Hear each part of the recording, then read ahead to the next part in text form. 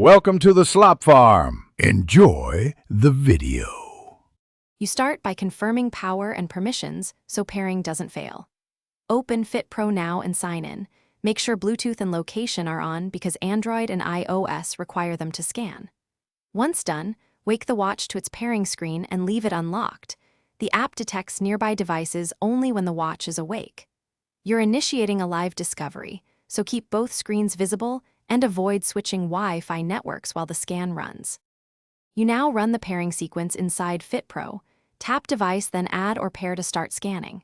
When the watch appears, select its exact name. If prompted, confirm the numeric code on both devices. This prevents accidental pairing with other devices. Make sure you grant sync permissions when Fitpro asks, because notifications and health data won't flow without them. Once paired, let the initial sync complete. It transfers watch faces, time zone, and stored health metrics. You finish by checking core functions. Confirm time sync, a sample notification, and live heart rate updates to ensure full integration. If anything fails, start with simple fixes.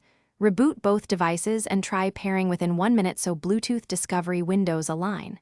If problems persist, clear the phone's Bluetooth cache or reinstall Fitpro.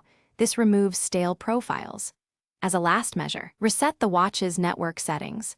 That clears old pairings and usually restores a clean connection.